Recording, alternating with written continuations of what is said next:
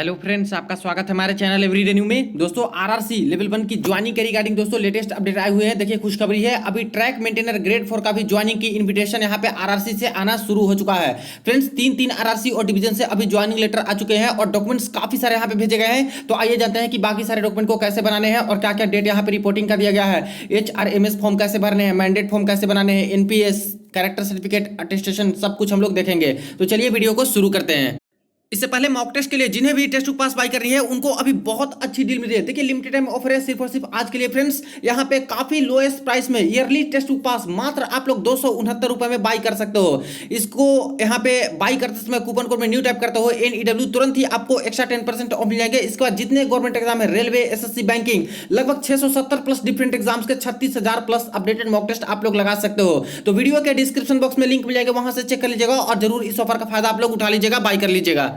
देखिए friends, first official update आ चुकी है RRC north western railway Jodhpur या फिर जयपुर जोन की तरफ से। और यहाँ पे जिनको भी जोधपुर डिवीजन अलॉट किया गया है उनको यहाँ पे ज्वाइनिंग लेटर का इन्विटेशन यहाँ पे दिया गया फ्रेंड्स, रोजगार मेला में अटेंड करने के लिए यहाँ पे 13 अप्रैल को।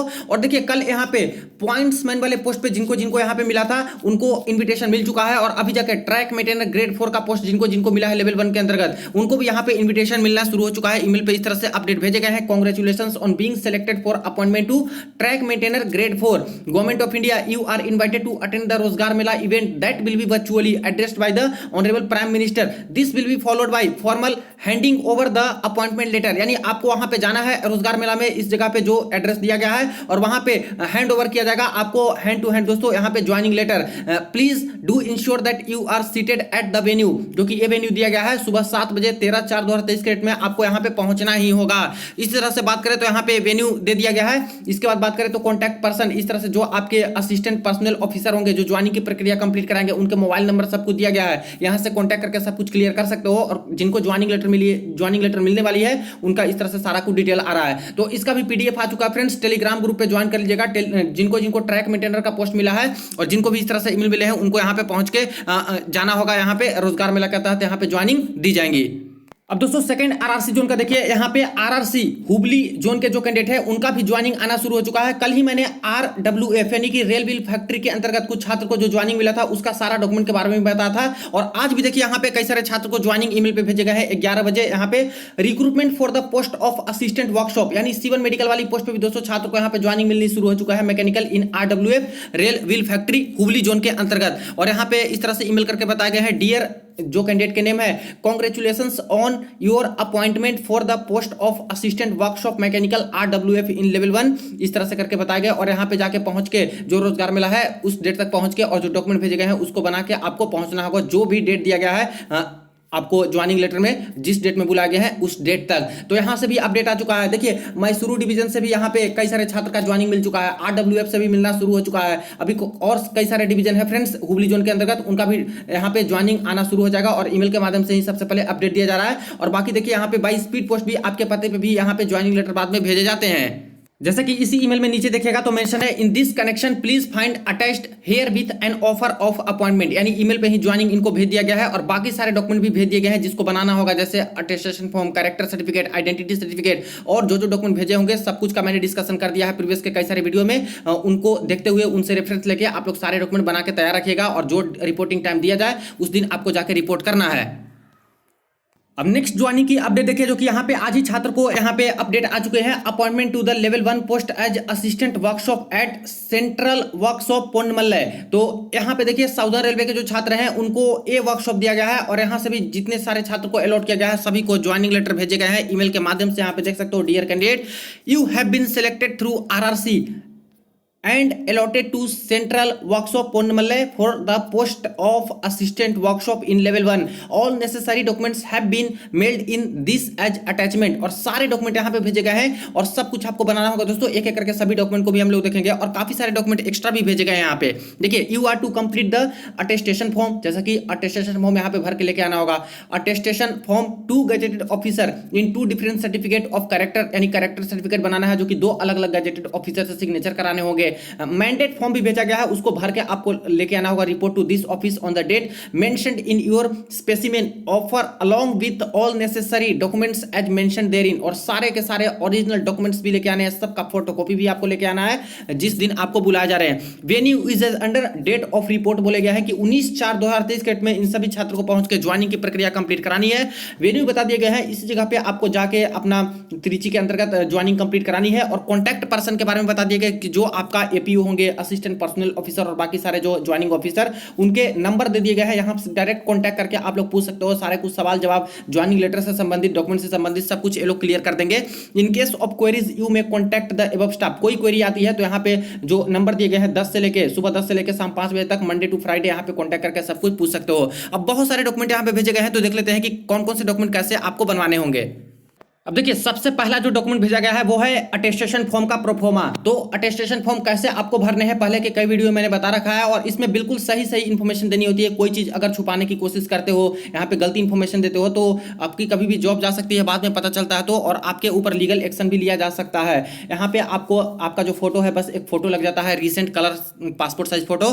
इसके बाद बाकी सारी डिटेल है, जो कि सरनेम आपका क्या है, नेम क्या है, प्रेजेंट एड्रेस, बाकी और कोई होम एड्रेस है तो इसके बाद अगर पाकिस्तान बांग्लादेश में रहे हो तो उसके बारे में डिटेल डालना है, वरना नहीं डालना है। Aadhaar number, PAN number, nationality, date of birth, present age, age at matriculation, 10th किए थे तब आपकी एज क्या थी, सब कुछ इस तरह से डिटेल है जो कि भरना होता है। और प्रीवियस के वीडियो मैंने आपको बताया फ्रेंड्स, उसको देख के रेफरेंस लेते हुए आप लोग इसको भरिएगा।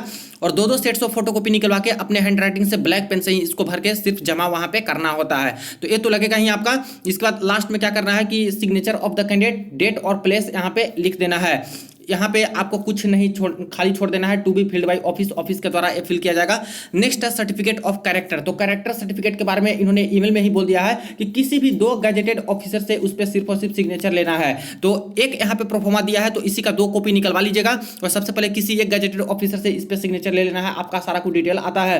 इसके बाद गैजेटेड ऑफिसर के यहाँ पे सिग्नेचर आएंगे, नेम आएंगे, उनका डिजिग्नेशन किस पोस्ट पे है, उनका मुहर लग जाएगा। जैसे एसडीएम से कराते हो, सीओ से कराते हो, बीडीओ से कराते हो, कोई सरकारी अस्पताल के डॉक्टर से कराते हो, प्रोफेसर से, हेडमास्टर से कराते हो, सरकारी कॉलेज के, स्कूल के, तो उनका मुहर इस तरह से जो है स्कूल का, कॉलेज का इस तरह से लग जाता है। तो ये आपका बन के तैयार हो गया। प्लेस और डेट, और फिर इसी का एक कॉपी है जो कि दूसरे गैजेटेड ऑफिसर से साइन करवा लीजिएगा, तो आपका दोनों कैरेक्टर सर्टिफिकेट बन जाएगा। यहाँ पे ध्यान दीजिएगा, लास्ट आप लोगों ने जहां से पढ़ाई की हो उसके बारे में कुछ भी मेंशन नहीं है, तो ऐसी करने की कोई जरूरत नहीं है। और कई जगह पे लास्ट जहां से पढ़ाई की हो वहां से भी बोले जाते हैं, तो वहां पे आपको जाके बनवाना होता है। आगे देख लीजिए, फॉर्म ऑफ कास्ट सर्टिफिकेट। तो SC ST OBC EWS का कास्ट सर्टिफिकेट का प्रोफोमा भी इन्होंने भेज रखा है, जैसा कि डीबी में आप लोग दिए थे उसी तरह से आपको देना होता है बनवा के। और अगर ओरिजिनल ले लिया गया है तो फिर भी नया एक बनवा दीजिए, अप्लाई करवा लीजिए। और अगर नहीं अप्लाई हो पाता है इतने जल्दी, तो फ्रेंड्स क्या कीजिए कि जो आपके पास फोटोकॉपी है वही लेके जा सकते हो, क्योंकि आपकी डीबी की जो फाइल है उसमें तो ओरिजिनल वो लोग रखे हैं, तो उनके पास तो होगा ही होगा। आगे यहाँ पे बात करें तो इस तरह से यहाँ पे दिया गया है, declaration to be furnished by SC ST OBC candidate at the time of appointment. तो ये सिर्फ डिक्लेरेशन आपको देना होता है, तो इसका प्रिंट आउट एक लेके जाइएगा। और जो APO होंगे, असिस्टेंट पर्सनल ऑफिसर, वो आपको वहीं पे भरवा के इस पे साइन करके ले लेंगे। जैसे आई आपका नाम, सन एंड डॉटर ऑफ, आपके पिता का नाम यहाँ पे, या फिर माता का नाम, वाइफ ऑफ, या फिर अगर किसी के वाइफ है इस तरह से, तो रिसाइडिंग एट कहाँ पे रहते हैं, candidate selected to the appointment as level 1 post, इसी तरह से इन पेमेंट तो 18,000 18,000 ऐसे करके यहाँ पे हो जाएगा। इसके बाद OBC, मैं किस में बिलोंग करता हूँ, तो आई बिलोंग टू SC, तो SC लिखिए, OBC तो OBC, ST तो ST यहाँ पे लिखना है। विथ रिकॉग्नाइज्ड एज, जो कास्ट है वो आप लोग कास्ट डाल सकते हो, या फिर यहाँ पे कुछ लिख सकते हो, यही शेड्यूल ट्राइब या फिर अदर बैकवर्ड कास्ट ऐसे करके लिख सकते हो। फिर यही चीज़ें हैं जो कि यहाँ पे आपको लिखनी होती है, तो इसको वहीं पे भर दीजिएगा दोस्तों। वो जब मांगेंगे इस चीज़ को, तो वहीं पे सामने APO के सामने ही इसको भर के आपको दे देना होता है। कहीं से आपको साइन इसमें करवाना नहीं है, सिर्फ आपको अपना सिग्नेचर कर देना है, नेम डाल देना है, प्लेस डाल देना है, डेट डाल देना है। इसके बाद यहाँ पे left thumb impression, right thumb impression यहाँ पे बोले गए। अगर मेल कैंडिडेट होंगे तो लेफ्ट थंब इंप्रेशन आएगा, फीमेल होंगे तो राइट थंब इंप्रेशन यहाँ पे आएगा। इसी तरह से विटनेस में बात करें तो विटनेस में आपके मदर या फिर फादर हैं जो कि यहाँ पे विटनेस ले सकते हैं, तो उनका सिग्नेचर आ जाएगा, मदर या फिर फादर का नेम आ जाएगा, ऑक्यूपेशन कौन सा काम करते हैं, प्लेस और डेट इस तरह से आ जाएगा। तो ये आपको यहाँ पे थोड़ी चीज जहाँ जहाँ पे समझ में आता है उसको भर लीजिए। लीजिएगा और यहाँ पे अपने पेरेंट का सिग्नेचर यहाँ पे लेके जा सकते हो। बाकी वहीं पे आप लोग अपना साइन करके और यहाँ पे जैसे बोलेंगे लेफ्ट राइट थंब इंप्रेशन उसको यहाँ पे डाल के इसको सबमिट कर देना है। इसके बाद नेक्स्ट आते हैं तो southern railway descriptive roll of the candidate. तो यहाँ पे नेम तो ब्लॉक लेटर बड़े अक्षरों में आपको नाम लिखना है, sex male female transgender, blood group में जो ब्लड ग्रुप है वो नहीं है तो चेकअप करवा लीजिएगा, जो ब्लड ग्रुप आपकी आती है वो लिखनी होगी, ओरिजिनल सही सही डालिएगा। नेचर ऑफ अपॉइंटमेंट तो आरआरबी आरआरसी तो आरआरसी यहाँ पे लिखना है। इसके बाद नेशनलिटी में, रिलीजन में, कास्ट में, कम्युनिटी में ओबीसी एससी एसटी जो आपका अदर कास्ट या फिर जो ईडब्ल्यूएस हो गया तो वो लिख देंगे। Date of birth in number तो नंबर में आपको पहले लिखना है जैसे 2 4 इस तरह से करके जो भी चाहिए, और इसी को वर्ड में कि 2 अप्रैल ऐसे करके जो भी चीज़ ऐसे होता है, चाहे 4 अप्रैल चाहे 10 दिसंबर जो भी आपके होते हैं ऐसे लिख के वर्ड में। इसके बाद नेक्स्ट बात करें तो प्लेस ऑफ बर्थ तो विलेज कहाँ पे, तालुक कौन सा है, टाउन कहाँ पे, तालुक नहीं पता तो इसको छोड़ सकते हो। दूसरा डिस्ट्रिक्ट जो भी होते हैं वो सब भर दीजिएगा जो भी आपको पता है अपना एड्रेस के बारे में। फादर्स डिटेल में name, occupation, date of termination of service, कब उनका सर्विस खत्म हुआ है, अगर रिटायर हो गए तो उनके बारे में, नहीं तो काम चल रहा है अभी उनका तो छोड़ दीजिए यहाँ पे। रीजंस फॉर लिविंग सर्विस, अगर आपके फादर हैं जो कि जॉब छोड़ चुके हैं तो क्या रीजन से जॉब छोड़े हैं उसके बारे में बता सकते हैं, नहीं कुछ ऐसा कैसा तो इसको खाली छोड़ दीजिए। रेसिडेंशियल एड्रेस कहाँ पे रहते हैं उनका एड्रेस दे दीजिए। मदर्स डिटेल में सेम टू सेम वही सारी चीज़ें आएंगी, अगर हाउस वाइफ है तो हाउस वाइफ लिखिए, बाकी ये सारी चीज़ें हैं जो कि छोड़ दीजिए। अगर कोई जॉब कर रही है तो उसके बेसिस पे सारा कुछ समझ के यहाँ पे डिटेल डाल सकते हैं। नेक्स्ट है हस्बैंड डिटेल, तो किन्हीं का हस्बैंड है तो उनका डिटेल इस तरह से डाल सकते हैं। Whether the candidate has served in the India railway, क्या इंडिया रेलवे में काम किए हो कभी, तो अगर ऐसा है तो उसमें डिजिग्नेशन आपका क्या था, कौन से पोस्ट पे थे, पीएफ नंबर आपका क्या था, प्लेस ऑफ बर्थ कहाँ पे काम करते थे, डेट ऑफ टर्मिनेशन कब आपने जॉब छोड़ा है, तो ऐसे केस में इसका डिटेल डाल सकते हो। तो मैक्सिमम तो नहीं होंगे क्योंकि अभी तो लेवल 1 में ज्वाइन ले रहे हैं तो इसको तो भरने की जरूरत है नहीं। रीजन फॉर लिविंग बता सकते हो कोई ऐसे कैंडिडेट है तो कि क्यों आपने छोड़ा रेलवे वाली जॉब। इधर हाइट कितनी है सेंटीमीटर में, मैरिड और अनमैरिड, शादीशुदा हो या फिर अनमैरिड हो। इफ़ मैरिड तो इसमें बताइए कि विडोवर, इफ़ मैरिड और विडो और विडोवर इस तरह से करके आपको बताना है कि विधवा या फिर विधुर है। तो इसके बाद सन कितना है, डॉटर कितना है, इस तरह से बता सकते हैं अगर विधवा या फिर विधुर हैं तो। क्वालिफिकेशन में एकेडमिक में आपका यहाँ पे बताना है कि 10th पास है या फिर 12th पास है या फिर ग्रेजुएट हैं। टेक्निकल में अगर ITI कर रखे हैं या फिर जो एक अप्रेंटिसशिप कर रखे हैं, जो यहाँ पे BTech कर रखे हैं, जो डिप्लोमा कर रखे हैं तो उसके बारे में टेक्निकल का बताएंगे। अदर कोई PG जो कर रखे हैं या फिर कोई और कोर्सेज कर रखे हैं तो उसके बारे में बता सकते हो। हालांकि इतना ज़्यादा का जरूरत है नहीं, एकेडमिक में 10th 12th इस तरह से ग्रेजुएशन डाल के, टेक्निकल में ITI यहाँ पे एक अप्रेंटिसशिप डिप्लोमा BTech डाल के भी काम चल जाएगा इतना में। इसके बाद educational institution in which candidate had studied, कहाँ कहाँ पे पढ़ाई की हो, तो नेम ऑफ द इंस्टीट्यूशन यानी 10th क्लास कहाँ से पास की हो तो उनका डिटेल डालिए। तो जो स्कूल का नाम था या फिर जो स्टेट बोर्ड या फिर CBSE ICSE से, पीरियड ऑफ स्टडी कब से कब तक पढ़ाई की, एग्जामिनेशन पास किए थे 10th 12th graduation ITI diploma, इस तरह से करके जो भी डिटेल है आप लोग यहाँ पे भर सकते हो। मदर टंग आपकी क्या है, हिंदी है, तमिल है, इंग्लिश है, जो भी चीज़ें हैं आप लोग यहाँ पे भर सकते हो। लैंग्वेज नोन, कौन कौन सी लैंग्वेज जानते हो, तो नोन में टू स्पीक बोलना कौन कौन जानते हो तो आप लोग यहाँ पे लिख सकते हो। रीड कौन कौन सा लैंग्वेज पढ़ना जानते हो, राइट लिखना कौन कौन से जानते हो तो यहाँ पे लिख सकते हो। इसके बाद देखा जाए तो present address with pin code, permanent address with pin code, अगर दोनों एड्रेस सेम है तो दोनों एड्रेस सेम लिखिए। एड्रेस फॉर कम्युनिकेशन, रेलवे जो कॉन्टैक्ट आपको करेगी बाद में फ्यूचर में कभी किसी चीज़ के लिए तो कौन से एड्रेस पे करेगी तो वो आप लोग एड्रेस यहाँ पे लिख सकते हो। Contact phone number, mobile number और लैंडलाइन नहीं है तो मोबाइल नंबर अपना डालिए, एक के बाद दूसरा भी डालना चाहते हो तो कॉमा देके दूसरा भी डाल सकते हो। इसके बाद डेट यहाँ पे डालना होगा, कैंडिडेट का सिग्नेचर आ जाएगा तो ये आपका बन के तैयार हो जाएगा। इसके बाद declaration form of marriage to obtained from the new entrants of government, यानी यहाँ पे डिक्लेरेशन देना होगा मैरिड वाला। तो इसमें श्री या फिर श्रीमती या फिर कुमारी जो भी आपका नाम है इस तरह से करके लिखिए। अगर जो शादीशुदा नहीं है तो अनमैरिड में टिक लगाएंगे, और जो मैरिड है यहाँ पे ओनली 1 वाइफ है तो उसमें टिक लगाएंगे बी वाले सेक्शन में। और इसके बाद लास्ट में आपको क्या करना है, इसमें डेट और कैंडिडेट का सिग्नेचर आ जाएगा। और मैं डिक्लेयर करता हूँ कि मेरे द्वारा दिया गया जानकारी बिल्कुल सही है, यूर फेथफुली, सिग्नेचर आ जाएगा, आपका नेम आ जाएगा, और प्लेस तो ये हो गया जहाँ पे फोन नंबर है, जहाँ पे आपकी ज्वाइनिंग होने वाली है, और डेट यहाँ पे डाल देना है तो ये आपका भी बनकर तैयार हो गया। इसके बाद नेक्स्ट है फॉर ऑफिस यूज ओनली, तो इसको खाली छोड़ देना है, आपको भरने की कोई जरूरत नहीं है, बस एक प्रिंट आउट इसका ले जाना है।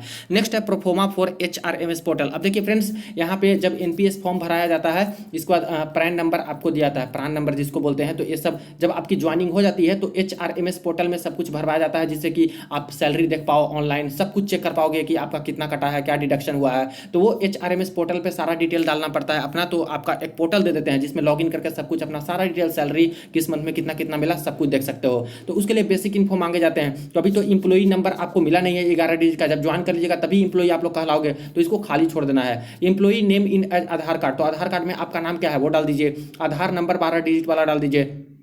आधार कार्ड की एक कॉपी लगाइए इसमें, प्लेस ऑफ बर्थ कहाँ पे, सिटी स्टेट और कंट्री तीनों चीज़ लिखिए। इसी तरह से डेट ऑफ बर्थ में डेट मंथ ईयर करके डालिए। एक जेंडर में मेल फीमेल में टिक लगाइए। फादर्स नेम में अपना डालिए, मदर्स नेम, स्पाउस नेम यानी कि हस्बैंड वाइफ है तो उसके बारे में डिटेल दीजिए। पैन नंबर 10 डिजिट का लगाइए यहाँ पे डालिए, और पैन का एक कॉपी भी रखिए, फोटो कॉपी। इसके बाद ब्लड ग्रुप जो है यहाँ पे डालिए, सिग्नेचर ऑफ द एम्प्लॉय यहाँ पे कीजिए, और इतना करके आपको बस इसको लेके जाना है। अब नेक्स्ट बात करें तो यहाँ पे फैमिली डिटेल्स मांगे जाते हैं। तो फैमिली डिटेल्स में मेंबर्स नेम, जैसे कि आपके पहले पापा का नाम यहाँ पे आ गया, फादर नेम, इसके बाद आधार नंबर उनका आ गया, इसका रिलेशन क्या है तो आपके फादर हैं तो फादर लिखना है। डेट ऑफ बर्थ उनका क्या है यहाँ पे लिखना है, एज कितना है वो लिख देना है। इसके बाद हैंडीकैप्ड है क्या यहाँ पे, दिव्यांग है तो यस और नो में आपको करना है तो नो लिखिए यहाँ पे। इसके बाद वेदर डिपेंडेंट, क्या आपके ऊपर आश्रित है, आपसे ही उनका सब कुछ चल रहा है, तो अगर कोई आश्रित है आपके ऊपर, आपके पिता, तो ऐसे केस में आप लोग यस लिख सकते हो, वरना इसमें नो लिखना है, ठीक है, इसमें नो लिखना है। और आश्रित है तो सोच समझ के यहाँ पे यस भी लिख सकते हो, ऐसे कोई बहुत बड़ी बात है नहीं। तो इस तरह से सेकंड में मदर के बारे में उनका नाम लिखिए, रिलेशन क्या है उनका आपसे तो मदर है। इस तरह से अपना भाई का नाम, ब्रदर का नाम, और कौन कौन से तो ब्रदर हैं या फिर भाई हैं या फिर सिस्टर हैं तो उनका डिटेल्स इस तरह से आ जाएगा। तो अपने ही ब्लड रिलेशन वाले जो फैमिली है उनके बारे में ही डिटेल डालना होता है, सब कुछ इस तरह से डिटेल डाल दीजिएगा। इसके बाद नेक्स्ट बात करें तो following documents to be furnished for each member of family, साफ साफ बोला गया कि जितने फैमिली का डिटेल डालते हो सभी का आधार कॉपी एक लगने वाला है। डेट ऑफ बर्थ प्रूफ जो कि आधार कार्ड से ही हो जाएगा, चाहे 10th क्लास की सर्टिफिकेट का फोटोकॉपी भी लेके जा सकते हो या फिर बर्थ सर्टिफिकेट भी लगा सकते हो। डिपेंडेंट डॉक्यूमेंट, जो डिपेंडेंट है आपके ऊपर उनका डॉक्यूमेंट लगेगा तो इसीलिए नो लगा दीजिएगा, तो कोई दिक्कत वाली बात नहीं। हैंडीकैप है तो उनका भी यहाँ पे जो सर्टिफिकेट है वो लगने वाला है, कोई हैंडीकैप है तो इस तरह से सारा डिटेल लेके जाना होगा। इसके बाद पर्सनल डिटेल में आपका डिटेल आएगा, जैसे कि रिलीजन कौन से धर्म से हो, कम्युनिटी कौन सी है आपकी, OBC SC ST EWS, caste कौन सा है तो कास्ट सब कास्ट जो है वो लिखना है। इसके बाद नेशनलिटी इंडियन, इसके बाद मैरिटल स्टेटस में एंड डेट, तो मैरिटल स्टेटस में मैरिज, मैरिड अनमैरिड, और मैरिड हो तो कब आपकी मैरिज हुई थी वो आपको यहाँ पे डेट मंथ ईयर करके बतानी है। मदर टंग में आपको यहाँ पे बताना है कि मदर टंग आपकी क्या है, हाइट सेंटीमीटर और तो फीट कितना है और इंच कितना है, इस तरह से बताना है। इसके बाद डॉक्यूमेंट टू बी इनक्लोज, तो कम्युनिटी सर्टिफिकेट यानी ओबीसी एससी एसटी ईडब्ल्यूएस वाले हो तो एक फोटोकॉपी यहाँ लगाइए। नेक्स्ट है कम्युनिकेशन डिटेल में, तो पर्सनल ईमेल एड्रेस आपकी क्या है, ऑफिशियल ईमेल एड्रेस आपकी क्या है, तो नहीं है तो इसको छोड़ देना है। पर्सनल मोबाइल नंबर क्या है, ऑफिशियल मोबाइल नंबर क्या है, तो 2 मोबाइल नंबर है तो दोनों डालिए। कम्युनिकेशन एड्रेस में प्रेजेंट एड्रेस क्या क्या है सब कुछ यहाँ पे, city address number 2, district, pin code, city, state, इसके बाद दोनों सेम है तो यस में यहाँ पे टिक लगा दीजिए। परमानेंट और प्रेजेंट दोनों सेम है तो यस लगा दीजिए। इसका अलग अलग है तो यहाँ पे नो में लगाइए, और यहाँ पे परमानेंट एड्रेस में दूसरा एड्रेस यहाँ पे डाल सकते हो। इसके बाद करंट इंप्लॉई स्टेटस में, तो देखिए अभी तो इंप्लॉई बने नहीं हो तो बिल यूनिट आपका यहाँ पे आएगा नहीं तो इसको खाली छोड़ देना है। डेट ऑफ अपॉइंटमेंट खाली छोड़ देना है, तो इस चीज़ को आपको पूरा का पूरा खाली छोड़ के प्रिंट आउट बस एक लेके जाना है, जो कि ज्वाइनिंग के समय वो ऑफिसर है जो कि यहाँ पे भर के सब कुछ यहाँ पे बताएंगे और आपको बनवा के सब कुछ ले लेंगे आपसे। एजुकेशनल क्वालिफिकेशन में आपकी डिटेल्स लगेगी, जैसे क्वालिफिकेशन में तो पहले 10th क्लास का जो आपने पढ़ा है तो 10th यहाँ पे डाल सकते हो, या फिर मैट्रिकुलेशन डाल सकते हो, ड्यूरेशन डाल सकते हो, बोर्ड यूनिवर्सिटी किस बोर्ड से थे, सीबीएसई आईसीएसई या फिर स्टेट बोर्ड। इसी तरह से ड्यूरेशन में कब से कब तक तो यहाँ पे लिख सकते हो कि 2010 से 2012 या फिर 2012 से 2014 इस तरह से करके, या फिर 1 साल का जो होता है, जो भी चीज़ें हैं ऐसे। Name of the school institute को कौन सा स्कूल था, कौन सा कॉलेज था, पासिंग ईयर कब पास किए थे, ग्रेड परसेंटेज कितना ग्रेड आया था, 10 CGPA आया या फिर 98% आया या फिर 95% आया, जो आया यहाँ पे लिख दीजिए। एट ज्वाइनिंग यस और नो, तो अभी ज्वाइनिंग में हो तो यस और नो में अभी छोड़ दीजिएगा, इसको वहीं पे पूछ के भरिएगा कि यस करना है या फिर नो करना है, क्योंकि ज्वाइनिंग तो करने ही जा रहे हो तो ज्वाइनिंग में तो यस लिखिएगा, वरना छोड़ के वहीं पे पूछ लीजिएगा जो ज़्यादा बेटर होगा। इसके बाद पासिंग ईयर के लिए आपको सर्टिफिकेट लगाना होगा जो कि 10th क्लास से सर्टिफिकेट है। ड्यूरेशन ऑफ कोर्स के लिए यहाँ पे बोले गए हैं, परसेंटेज कितना आया है तो शुड बी गिवन लाइक इतना, ऐसे यहाँ पे बताया गया है कि कैसे कैसे आपको पासिंग ईयर में क्या भरना है, ड्यूरेशन में आपको क्या भरना है कि कितना साल का कोर्स था, परसेंटेज में आपको कैसे लिखना है, बस ये बताया जा रहा है, कोई डॉक्यूमेंट लगाने के लिए नहीं बोले जा रहा है। एट ज्वाइनिंग में टाइप यस, यहाँ पे साफ साफ बोल दिया गया कि यस आपको टाइप करना है। For those qualifications which were present at the time of joining railway and no for other, तो यस आप लोग डाल सकते हो। इसके बाद marks document to be enclosed for each and every qualification, तो जो डॉक्यूमेंट है जो डिटेल्स आप लोग डालिएगा सबका एक फोटोकॉपी लगेगा डॉक्यूमेंट्स का, इस तरह से करके मांगा गया। तो यहाँ पे बहुत सारे डॉक्यूमेंट है दोस्तों जो कि लगाने के लिए बोला जा रहा है। इसके बाद नेशनल पेंशन सिस्टम में एनपीएस का फॉर्म इन्होंने भेज दिया है, तो एनपीएस के बारे में भी प्रीवियस के 2-3 दिन में आप लोग देखिएगा तो वहाँ पे वीडियो मैंने बताया है, एक सैंपल भी बताया है जो जो कि आरआरसी ने भेजा था कि किस तरह से आपको भरना होता है। तो इसको भी भर दीजिएगा, जहां जहां पे समझ में आता है उसको फिलअप कर दीजिएगा बेसिक डिटेल, और जहां पे नहीं समझ में आता है उसको खाली छोड़ के ज्वाइनिंग ऑफिसर के सामने पूछ के सब कुछ भर सकते हो। यहाँ पे इंस्ट्रक्शन दे दिया गया है कि किस कॉलम में आपको क्या क्या भरना है, तो यहाँ पे इंग्लिश में दिया गया है, इसको पढ़ के भी आप लोग भर सकते हो, जहां तक समझ में आती है उसको भर लीजिएगा। और ब्लैक बॉल पेन से ही यहाँ पे एनपीएस फॉर्म भरना है, 2 कॉपी निकलवाना है, दोनों पे भरना है और दोनों पे फोटो भी आपको लगानी है लेटेस्ट वाली।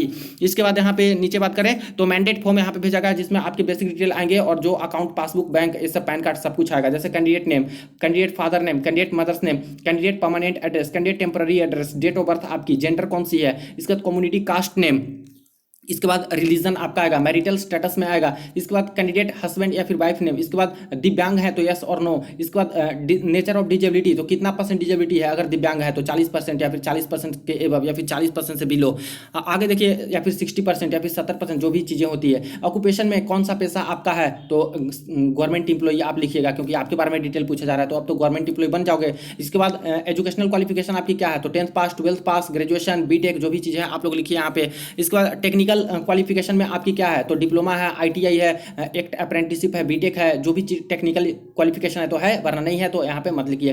पैन नंबर आपकी क्या है, आधार नंबर क्या है, बैंक अकाउंट नंबर, किसी भी नेशनलाइज्ड बैंक से आपका दोस्तों अकाउंट होनी चाहिए आपके अपने नाम पे, जिस पे आपकी सैलरी आएगी और सारा कुछ बोनस और सब कुछ जो मिलता है वो आएगा। तो अपना बैंक का पासबुक खुलवा लीजिए, अकाउंट खुलवा लीजिए और उनका डिटेल यहाँ पे आएगा, बैंक अकाउंट नंबर, बैंक का नेम कौन सा है, बैंक का आईएफएससी कोड क्या है, बैंक का एमआईसीआर कोड क्या है, contact mobile number, 2 mobile number आपको देना है, ईमेल एड्रेस आपको यहाँ पे दे देना है, और इसके बाद यहाँ पे लास्ट में क्या करना है, सिग्नेचर ऑफ द कैंडिडेट, और यहाँ पे डेट एंड प्लेस, और ये हो गया आपका कि मैंने जो भी डिटेल दिया है बिल्कुल सही दिया है। तो ये सारे डॉक्यूमेंट है जो कि दोस्तों यहाँ पे एक्स्ट्रा भी डॉक्यूमेंट दिया गया है जिसको बना के आपको लेके जाना है। आई होप कि सारा कुछ मैंने यहाँ पे समझा दिया है। बाकी जैसे जैसे और जो उनके कोई भी अपडेट कोई भी इन्फॉर्मेशन निकल के आती है सबसे पहले आपको इन्फॉर्म करूंगा। वीडियो को जरूर आप लोग शेयर कर दीजिएगा, कोई क्वेरी हो कमेंट सेक्शन में पूछ सकते हो। चलिए मिलते हैं नेक्स्ट वीडियो में नेक्स्ट अपडेट में।